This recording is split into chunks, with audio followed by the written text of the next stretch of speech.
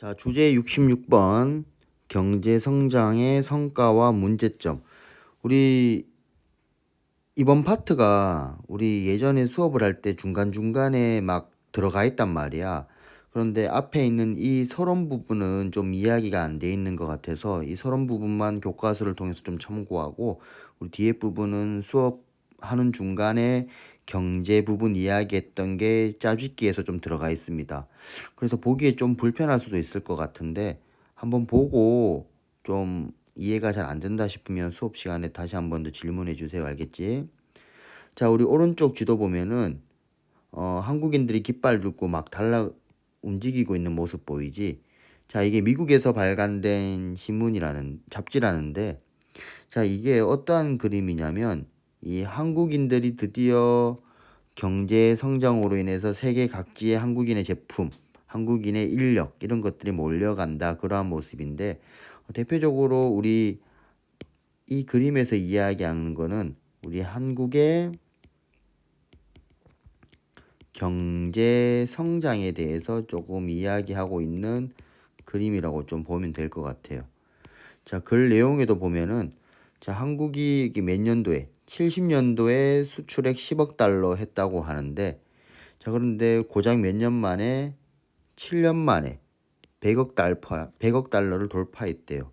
자, 이거는 독일이 11년, 일본이 16년에 걸린 거에 비해 훨씬 더 빠른 속도로 경제 발전이 이루어졌다고 볼 수 있는 내용입니다. 자, 이 독일에서 원래 폐허가 됐던 독일이 급속하게 발전한단 말이야. 우리 이 사건을 예전에 라인강, 독일에 가면 라인강이 흐르거든. 그래서 라인강의 기적이라고 불렀는데 이를 한국에도 빗대어서 한강의 기적이라고 우리의 경제 발전을 이야기했다고 합니다. 자, 우리 간단하게 한국 경제가 발전할 수 있었던 이야기를 좀 해보면 자, 우리 세계 2차 대전이 발생했잖아. 그죠? 우리 이 세계 2차 대전 때문에 이제 우리가 덕분이죠. 덕분에 우리가 이제 그 해방을 맞이했는 것도 있고요. 자, 아무튼 이 전 세계적으로 세계 2차 대전 이후 경제가 안정됩니다. 그리고 세계 각국에서는 국가와 국가 간의 교육도 많이 이루어지고요. 기술 발전도 빠르게 성장할 수 있게 되면서 우리 가장 먼저 이러한 좀 발전되어 있는 나라에 있었잖아. 이 미국과 같은 나라. 자, 이러한 나라들은 자, 먼저 이러한 경공업에서 탈피하고요. 빨리 중앙으로 갑니다. 우리 어떤 국들, 선진국들. 자, 그러다 보니까 비교적으로 이제는 요런 것들을 판매하는 거를 이제 후발주자에게 넘겨주는 거죠. 그래서 이런 식으로 한국처럼 공업화를 늦게 시작한 나라들이 이 무슨 제품을 수출할 수 있는 기회가 생겼다. 경공업 제품을 수출할 수 있는 기회가 생긴 겁니다.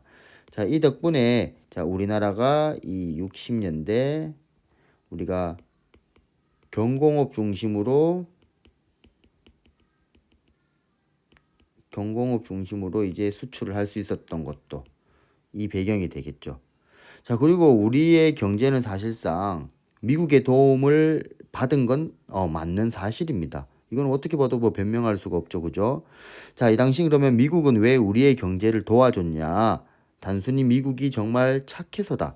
이렇게만 볼 수는 없는 게 당시 우리 세계는 냉전 사회였던 건 기억나죠. 그죠? 쌤이 이쪽에 지도를 잠깐 그려볼게요.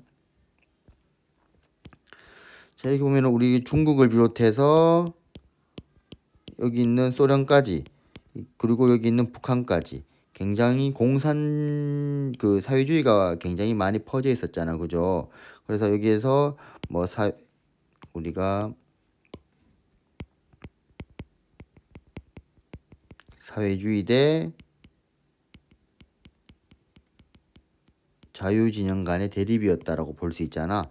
우리 어떻게 자본주의를 좀 표시해 보면 여기랑 일본까지 해가지고 그래서 이 당시에 미국은 이 냉전이라고 하는 국제 정세 속에 소련과 중국 등 사회주의 진영에 맞서는 방향으로 대외 정책을 추진했단 말이야. 자, 그러기 위해서 전 세계적으로 지원을 합니다. 실제로 유럽에서는 우리가 뭐 마셜 플랜이라고 해가지고 세계 2차 대전에 힘들었던 나라들한테 경제적인 지원을 해주면서 사회주의 쪽으로 가지 않도록 도와줬었고요. 아시아에서는 우리 특히 여기 있었던 한국과 이 일본에게 막대한 무슨 원조를 하냐면 경제개발에 지원을 해줍니다. 왜냐면 미국의 입장에서는 이 한국이라는 나라는 이제 일본과 함께 동아시아 지역에서 중요한 반공기지, 즉 공산주의를 막을 수 있는 기지이자 중요한 동맹국이었거든요. 그렇기 때문에 우리 유럽에서는 마셜 플랜을 통한 우리 동유럽 국가들에게 지원을 했다. 우리 동아시아에서는 이제 중국, 소련에 대응하기 위해서 이제 한국이나 일본 이런 등 나라에게다가 이제 경제 지원을 많이 해줬다라고 생각하시면 되겠어요.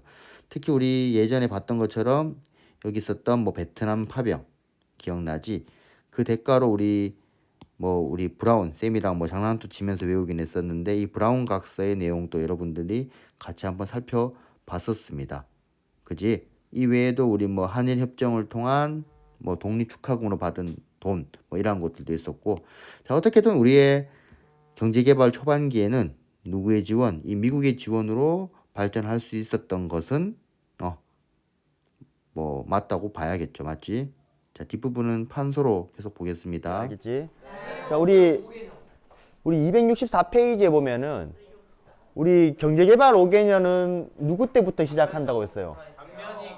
우리 작년 내각이 계획을 했습니다. 우리 잘 기억하고 있네. 작년 내각이 계획했다고 했죠, 맞죠? 그런데 작년 내각이 5.16 군사정변으로 인해서 쫓겨나잖아, 그죠? 그래서 이거는 누가 이어서 합니까? 그렇지. 박정희 정부가 수정 및 실행하죠. 우리 여기까지는 이해하죠, 맞죠? 아까도 이야기 나왔지만 중요한 거는 이 경제 개발을 하기 위한 필요한 뭡니까? 필요한 자금. 이 필요한 돈을 어디서 충당했냐 이 말입니다. 그지? 자, 일단 박정희는요. 첫 번째 할 수 있는 방법은 외국에다가 빌리는 겁니다. 외국에게 빌린다. 우리나라에 나올 구멍이 없으니까 그죠? 근데 잘 안 빌려주겠죠, 그죠? 그래서 이 방법만으로는 많이 힘듭니다. 그래서 어떻게 하냐면 외국인들이 직접 우리나라에 투자할 수 있는 어떠한 도시를 만들어요. 이 도시를 좀 개방해서 외국인이 언제든지 투자할 수 있게. 그래서 뭘 만들었냐면 수출 자유 지역을 설정합니다. 자, 이걸 설정해서 외국인이 직접 투자할 수 있도록 이렇게 만드는 방법도 있었고, 자, 세 번째, 네 번째는 여러분들이 배웠습니다. 그죠? 세 번째는 뭘 통해서? 오늘 기억나요? 미국의 원조? 오늘 기억납니까? 어디에 파병? 베트남 베트남 파병을 통해서 우리 무슨 각서를 받았어요? 브라운 각서. 우리 브라운 각서의 내용이 우리 경제개발에 많은 도움이 됐죠. 그죠?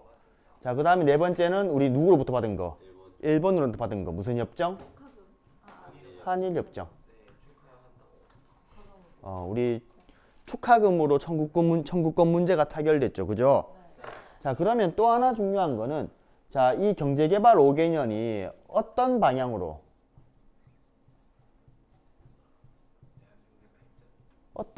추진되었냐는 겁니다. 쌤이 이거 민간에서 한다고 했어요? 국가가 주도한다고 했어요?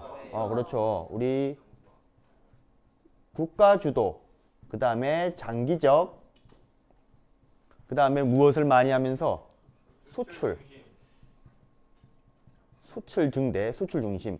우리가 살 길은 뭘 하는 것이다? 무조건 수출만이 살 길이다. 이런 식으로 해가지고 막 수출한다고 했잖아. 근데 수출할 때 우리나라의 경쟁력을 얻기 위해서는 우리의 물건 가격을 떨어뜨려야 된다고 했죠. 그러기 위해서 우리나라 사람들에게 희생을 강조했잖아. 그래서 우리가 저임금 이야기를 했고요. 이 저임금을 유지시키기 위해서 먹고 물가를 낮추는 거죠. 맞죠? 이게 저고가입니다. 저고가. 그래서 우리 노동자도 화나고 농민도 화나고 다 이루어진다고 했죠. 무슨 말인지 이해됩니까? 그래서 이 결과는 과연 어땠냐? 우리 결과 부분. 자, 어떻게든 이 경제 개발을 통해서 우리가 지금까지는 우리가 1차 산업에 얽매여 있었습니다. 그죠? 우리 농업과 어업을 1차 산업이라고 이야기합니다. 1차 산업. 들어봤죠? 근데 이게 몇 차 산업으로 바뀝니까? 우리가 2차 산업으로 바뀌죠. 그죠? 2차 산업은 우리가 여기 아니 잠깐만요. 쏘리. 자, 2차 산업은 우리가 제조업이라고 이야기하면 제조업. 만들어서 판매하는 거죠. 실제로 우리가 예를 들어서 우리 한림에는 소 많이 키우잖아요. 소돼지. 소돼지를 키우는 거는 몇 차 산업입니까? 1차 산업이지, 맞지? 그런데 소를 직접 도축을 해서 뭔가 가공해서 판다. 그러면 무슨 업? 2차로 넘어가는 겁니다. 2차로. 그런데 이걸 만약에 운송하고 서비스직을 하는 걸 우리 몇 차 산업? 산업이라고 이야기를 하죠. 알죠, 다들? 그래서 우리가 어떻게든 우리 경제개발 5개년 계획으로 인해서 1차에서 2차 산업으로 바뀌었다. 됐습니까? 자, 그리고 지금 우리 여기 있는 그림은 60년대 그림이죠. 60년대. 1차, 2차는 60년대잖아. 맞죠? 그래서 우리가 60년대에서는 주로 뭘 했냐면 경공업, 조금 가벼운 공업을 합니다. 그죠? 우리 아까 이야기했던 섬유나 가발이나 이러한 것들. 그런데 이게 70년대로 가게 되면은 이제 조금 더 업그레이드 하죠. 맞죠? 우리가 중공업 플러스 화학이라고 해서 무슨 공업? 중화학 공업이라고 이야기를 합니다. 그래서 이 중화공업이 좀 더 돈 되거든. 그래서 이 중화공업에다가 엄청난 돈을 쏟아붓습니다. 나중에 또 이것 때문에 문제가 또 생기기도 합니다. 알겠죠? 됐어요? 자, 1차 경제 개발을 보면은 섬유, 가발, 식료품 등 가공품을 제작해서 뭐 했다? 수출했다. 자, 이러하게 하기 위해서 우리는 가진 게 노동력밖에 없습니다. 그죠? 값싼 노동력으로 무슨 공업? 가벼운 공업이죠. 그죠? 우리 뭐 배 만들고 이런 거 아직 못 하잖아. 가발, 신발 이런 걸 만들어서 판매하면서 경제 개발을 했던 겁니다. 됐죠? 자, 두 번째 2차 경제 개발은 67년부터 71년까지 이루어지는데 이때부터는 조금 더 업그레이드 됩니다. 자, 정유 보이죠? 정유. 정유가 뭡니까? 기름을 만들죠. 우리나라 기름 나요? 그럼 뭘 만든다는 겁니까? 원래 있던 기름을 다시 그렇죠. 원유를 수입해서 휘발유, 경유, 등유, 그다음 맨 밑에는 뭐 제일 찌꺼기 가지고 아스팔트 만들고 맞지? 그러한 것을 정유라고 이야기하고요. 시멘트 들어봤죠? 그 다음에 이 기간 동안에서 이러한 뭔가 밑바탕이 될 수 있는 산업을 육성하고 그 다음에 무엇도 만들어서 경부고속도로 같은 것도 이때 만들어서 사회 간접 자본을 확충합니다. 자, 이렇게 할 수 있었던 이유는 두 가지였죠. 우리 어디서 받은 돈? 여기서 받은 돈, 어디서 받은 돈? 여기에서 받은 축하금. 맞죠? 그 다음에 또 어디?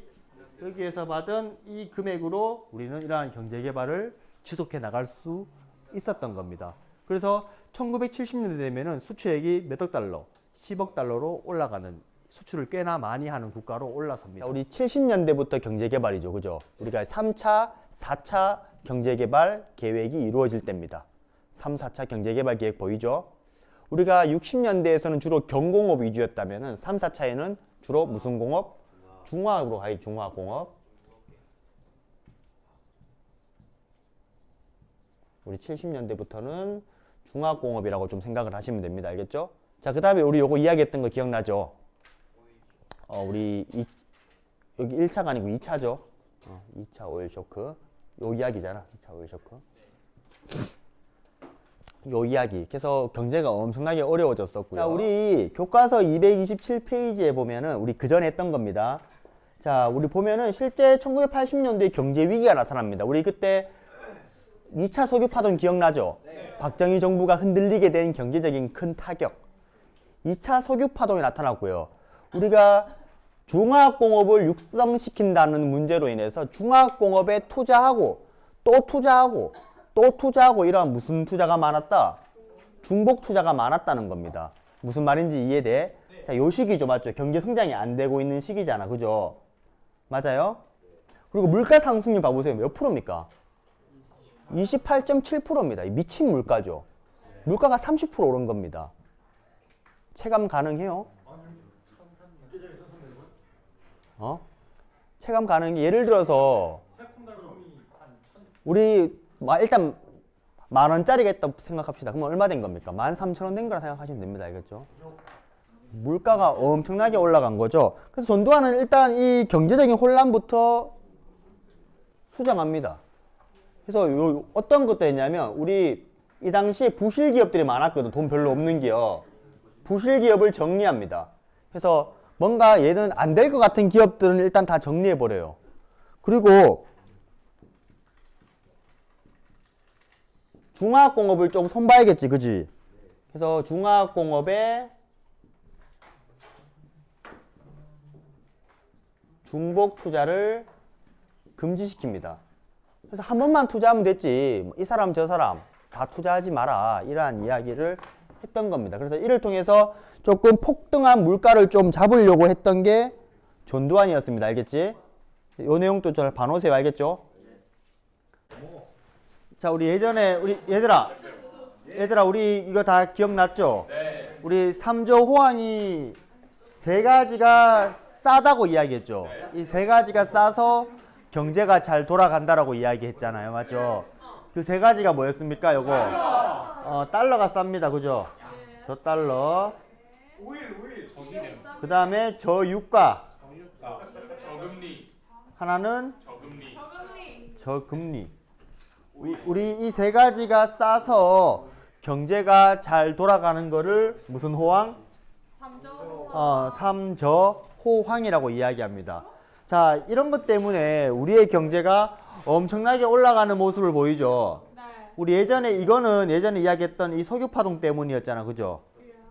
그죠? 그리고 우리 박정희 정권 말기에 우리 중화학공업을 발전시키기 위해서 너무나 많은 것을 투자하다 보니까 이 중복 투자의 문제점도 있었고, 그지? 우리 이때 전두환이 나타나면서 이러한 것을 해결하기 위한 거 이야기했던 거 있었죠? 뭐였습니까? 우리 일단은 너무 많은 기업들이 만들어져 있는데 좀 상태가 안 좋은 기업들은 정리했죠. 우리 부실 기업을 정리했고, 그리고 중화학공업에 대한 중복 투자를 하게 했어요, 못 하게 했어요? 못 하게 했죠.